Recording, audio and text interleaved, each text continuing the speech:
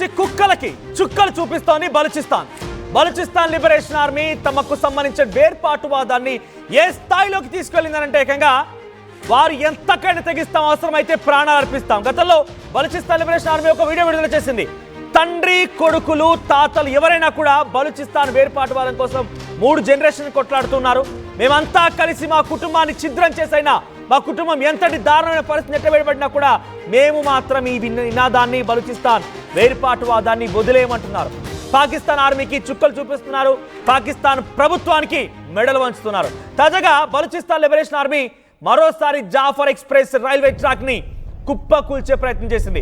Jafar express railway track ని బాంబులతో పేల్చేసింది. దీంతో Jafar express కుషావర్ నుంచి అటువైపుగా క్వెటా నుంచి పెషావర్ వైపుగా వస్తున్నటువంటి జాఫర్ ఎక్స్ప్రెస్ పట్టాలు తప్పింది. 6 బోగీలు కుప్ప కూలిపోయాయి. గతంలో ఒకసారి ఎటువంటి ఘటన జరిగిందో ఒకసారి మీకు చూపిస్తాను. ఇది చూడండి, మార్చ్ 12, 2025 అంటే సుమారుగా 2 నెలల క్రితం ఏం జరిగింది. ముందుగా వచ్చినటువంటి ఇంజన్ భాగం కింద ఒకసారి అక్కడికి ఇంజన్ రాగానే ఆ ఇంజన్ భాగం పేలిపోతుంది, ట్రైన్ అక్కడే ఆగిపోతుంది. ఒక్కసారిగా ఆ టన్నెల్లో నుంచి వందలాది మంది బలూచిస్తాన్ వేర్పాటువాదులు బయటికి వచ్చి ఆ ట్రైన్ మొత్తాన్ని చుట్టుముట్టి ట్రైన్ మొత్తాన్ని తమ కంట్రోల్ తీసుకుంటారు. 440 మంది హోస్టేజెస్ ఆ ట్రైన్లో ఉన్నారు. క్వెటా నుంచి పెషావర్కి వెళ్తున్నటువంటి ఈ ట్రైన్ మొత్తం కూడా బలూచిస్తాన్ లిబరేషన్ ఆర్మీ కంట్రోల్కి తీసుకుంది. అయితే ఆ రోజు ఘటన మీరు చూసారు కదా, ఆ రోజు పూర్తిగా తమ ఆధీనంలో తీసుకుంది. సుమారుగా 24 గంటల పాటుగా తన ఆయుధంలో ఉంచుకుని అందరినీ కూడా ఒక్కసారిగా భయభ్రాంత గురి చేసింది. పాకిస్తాన్ ఆర్మీ రంగంలోకి దిగి బలూచిస్తాన్ లిబరేషన్ ఆర్మీ పైన దాడులు చేసి ఎన్కౌంటర్కి పాల్పడి అందరినీ కూడా ఆ హోస్టేజెస్ని తప్పించే ప్రయత్నం చేసింది.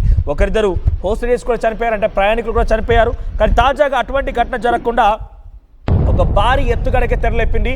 క్వెటా నుంచి పెషావర్ వైపుగా వెళ్తున్నటువంటి ఈ జాఫర్ ఎక్స్ప్రెస్ రైల్ పట్టాలని పేల్చేసింది. దీంతో ఆ పట్టాలు పేలిపోయాయి.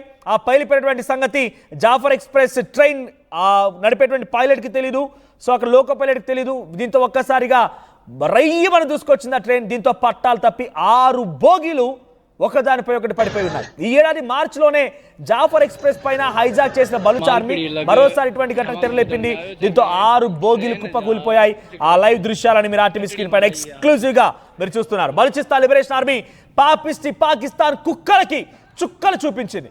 ఆ కుక్కలకి పూర్తిగా కనీసం వారిపైన ఏ రకంగా అంటే నిజంగా నేను మాటలు చెప్పలేకపోతున్నాను, నాకు ఇంకా చాలానే చెప్పాలనుంది. పాకిస్తాన్ కుక్కల పైన వారిపైన ఇంకా మాట్లాడాలనుంది. కానీ నేను న్యూస్ రూమ్లో ఉన్నాను కాబట్టి నేను కొంత నా నాలుకని కట్టేసుకునే ప్రయత్నం చేస్తున్నాను. ఎందుకంటే ఆ దుర్మార్గులు చేసినటువంటి దాష్టికానికి నిజమైన భారతీయులు ఎవరైనా కూడా, రక్తం మరిగే భారతీయులు ఎవరైనా కూడా అంతటి స్థాయిలో రెస్పాండ్ అవుతాడు.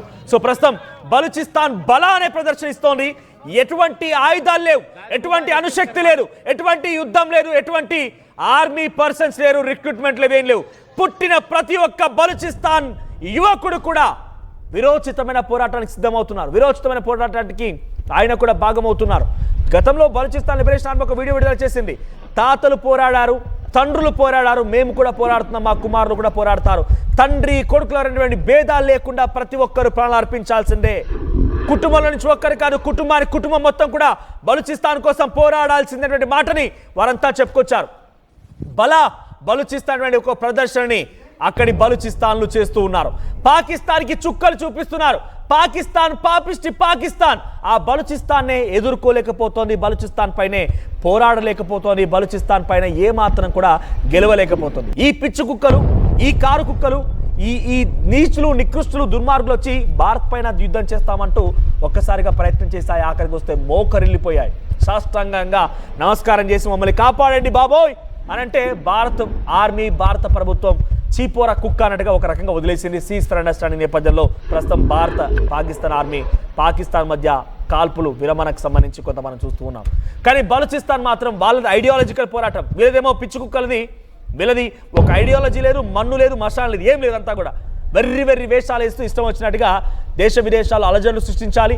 అమెరికా పైన గతంలో దాడులు చేశారు. భారత్లో ముఖ్యంగా భారత్లో దాడులు చేయాలి, అమాయక ప్రజల ప్రాణాలు పొట్టన పెట్టుకోవాలి, వాళ్ళ రక్తాన్ని నిలచెందించాలి. ఇది అక్కడి ఉగ్రవాదుల లక్ష్యం, ఆ ముష్కర్ల లక్ష్యం, ముష్కర్ల యొక్క ఎజెండా, ఎత్తుగడ అన్నీ అవే. కానీ బలూచిస్తాన్ని కొన్ని ఏళ్ల పాటుగా వస్తున్నటువంటి ఒక ఐడియాలజికల్ యుద్ధం, ఒక ఉద్యమం, అది నిర్విరామంగా 20 ఏళ్ల పాటుగా చాలా శాంతియుతంగా నిరసనలు తెలిపారు. మాకు మా ప్రత్యేక దేశాన్ని ఇచ్చేయండి, మీతో మాకు పొత్తొద్దు, మీతో మాకు ఎటువంటి సంబంధం లేదు. 60% ఉంది బలూచిస్తాన్కి సంబంధించినటువంటి ప్రజలు.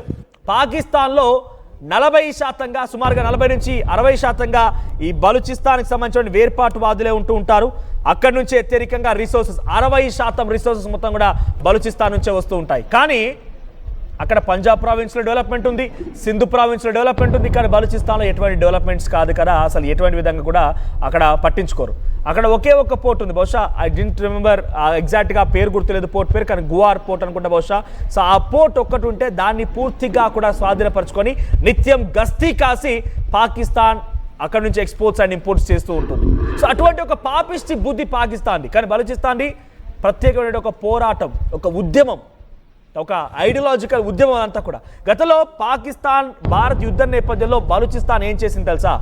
భారత్ని రిక్వెస్ట్ చేసింది, దయచేసి మాకు కొన్ని యుద్ధ సామాగ్రి అందించండి, దయచేసి మాకు కొంత సహాయం చేయండి, మేము పాకిస్తాన్తో చూస్తాం, మీరు రావాల్సిన పని లేదు, మేమే తేల్చుకుంటాం పాకిస్తాన్తో నువ్వో నేను అన్నట్టుగా. దయచేసి కొంత యుద్ధ సామాగ్రి మాకు అందించండి, కొంత మాకు అన్ని ఏర్పాట్లు చేయండి, కొంతగా మీ నుంచి మాకు ఆర్థికంగా వనరులు సమకూర్చే ప్రయత్నం చేయండి అని చెప్పి బలూచిస్తాన్ వేడుకుంది. కానీ మన ఉద్దేశం బలూచిస్తాన్కి సహకరించాలి, పాకిస్తాన్ని మట్టుబెట్టాలని కాదు. పాకిస్తాన్ ఉగ్రవాదులు లేకుండా చేయాలి. ఇంకోసారి భారత్లో ఉగ్రవాదం అనే పదం వినిపిస్తేనే ఆ పిచ్చి మూకలకి, పిచ్చి ముష్కరులకి అందరికీ మొత్తం కూడా గతంలో జరిగినటువంటి కొన్ని సంఘటనలు గుర్తు చేయాలి. అందుకే ఇప్పుడు ఆపరేషన్ సింధూర్ మొదలు పెట్టాం. ఆపరేషన్ సింధూర్ పేరిట 9 టెర్రర్ క్యాంప్స్ని, 11 ఎయిర్ బేసెస్ని చుక్కలు చూపించి పూర్తిగా నేల కురిపించేశాం. సో ఇంకా ఇది ఇక్కడితో ఆగే ప్రసక్తే లేదు. విక్రమ్ మిశ్రీ ఈరోజే చెప్పుకొచ్చారు చాలా క్లియర్గా, ఆపరేషన్ సింధూర్ చాలు హే, ఆపరేషన్ సింధూర్ ఇంకా నడుస్తుంది. చాలు అంటే చాలు అంటే ఇక్కడ మనం హిందీ భాషలో చాలు అంటే నడుస్తోంది, it's open. Operation Sindoor is an open project, operation Sindoor is an open operation అంటే కానీ చెప్పుకొచ్చారు. అంటే ఇక్కడితో ఇంకా ఆపరేషన్ సింధూర్ ఆగలేదు. బలూచిస్తాన్ పోరాటం ఐడియాలజికల్ది, మన పోరాటం ఒక ఐడియాలజికల్దే. ఎందుకంటే మనం పోరాటం అనేది వాళ్ళ మీద పోరాటం సాధిస్తామని కాదు, మన పైన దాడి చేస్తుంటే తిప్పి కొడుతున్నాం అంతే. కానీ పాకిస్తాన్కి ఏముంది? పాకిస్తాన్కి పాపిష్టి కుక్కలకి ఏమున్నది? వాళ్ళు ఒక రోడ్డు మీద తిరిగేటువంటి కుక్కల కంట హీనం వాళ్ళ బ్రతుకు. నిజంగా పదే కుక్క అనే పదం వాడుతుంటే బహుశా ఆ వాటికి కనుక భాష వచ్చినా అవి కూడా సిగ్గుపడతాయి, తలదించుకుంటాయేమో. అటువంటి దుర్మార్గులు, దుస్తులు వీళ్ళంతా కూడా. మరిన్ని అప్డేట్స్తో మధు సిద్ధంగా ఉన్నారు. మధు, గతంలో కూడా జాఫర్ ఎక్స్ప్రెస్ పైన క్వేటా నుంచి పెషావర్ వైపుకి వెళ్తున్న జాఫర్ ఎక్స్ప్రెస్ పైన ఈ రకంగానే ఇంజన్ పేల్చేసి అదుపులోకి తీసుకున్నారు బలూచిస్తాన్ లిబరేషన్ ఆర్మీకి సంబంధించిన సభ్యులు. కానీ తర్వాత పాకిస్తాన్ ఆర్మీ రంగంలోకి దిగి బలూచిస్తాన్ని హతమార్చి అక్కడ వాళ్ళందరినీ కూడా కాపాడే ప్రయత్నం చేసింది. కానీ ఇప్పుడు ఏకంగా ఇంజన్ని పేల్చి హైజాక్ చేయడం కాదు, ఏకంగా ట్రైన్నే పేల్చేసే ప్రయత్నం చేసింది, పట్టాలని పేల్చేసింది. 6 బోగీలు కుప్పకూలిపోయాయి. ఇప్పటివరకు ఎటువంటి క్యాజువాలిటీస్ ఉన్నాయి? పాకిస్తాన్ ప్రజలు ఎంతమంది అందులో ఇబ్బంది పడ్డారు? ఆర్మీ వాళ్ళు ఎంతమంది ఉన్నారు? ఎంతమంది చచ్చిపోయారు? ఎంతమందికి పాడగట్టారనేది ఇంకా తెలియదు. కానీ అక్కడ బోగి మాత్రం కుప్పకూలిపోయి 6 బోగీలు ఒక్కదానికొకటి పైకెక్కాయి. అప్డేట్స్ ఏంటి మధు? రైట్, ప్రస్తుతానికి అక్కడ పెద్ద ఎత్తున పాకిస్తాన్ ఆర్మీ చేరుకున్నట్టు తెలుస్తోంది. సహాయక చర్యలు ప్రారంభించేసింది. 6 బోగిలో సుమారుగా 500 మందికి పైగా ఉన్నట్టుగా తెలుస్తోంది.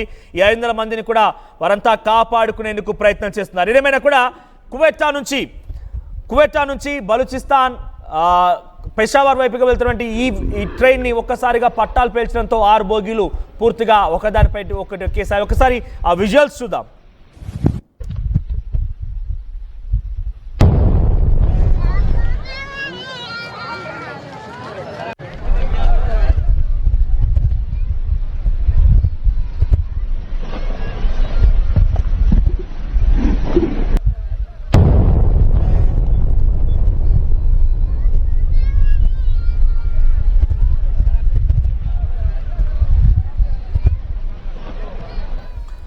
రైట్, బలూచిస్తాన్ వేర్పాటువాదులు జకోదాబాద్ దగ్గర జాఫర్ ఎక్స్ప్రెస్ ని పూర్తిగా పట్టాలు పేల్చేసి 6 బోగిలని పూర్తిగా కుప్పకూల్చేశారు. దీంట్లో ఎంతమంది అక్కడి కుక్కలున్నాయి? కుక్కలంటే ఆర్మీ అధికారులు ఉన్నారు. అక్కడ ఎంతమంది ఆర్మీలో పనిచేసే వాళ్ళు ఉన్నారు? అక్కడ ఎంతమంది పాకిస్తాన్ ప్రభుత్వానికి సంబంధించిన వారు ఇంకా తెలియలేదు. కానీ అక్కడ సహాయక చర్యలు కొనసాగుతున్నాయి. కువైటా from Punjab when it made the tragedy, but no loss of life was reported from the site of the incident. ఇప్పటివరకు ఎటువంటి క్యాజువాలిటీస్ ఇంకా నమోదు కాలేదు. కానీ 6 బోగీలు ఒకదానిపై ఒకటి పడి ఉన్నాయి. సో గతంలో కూడా సుమారుగా 36 గంటల పాటుగా జాఫర్ ఎక్స్ప్రెస్ ని హైజాక్ చేసి తమ ఆధీనంలో పెట్టుకున్నారు. మార్చ్ 12వ తేదీన ఇప్పుడు మరోసారి ఇటువంటి ఘటన చోటు చేసుకుని మరిన్ని అప్డేట్స్ తో మా ప్రతినిధి మధు సిద్ధంగా ఉన్నారు.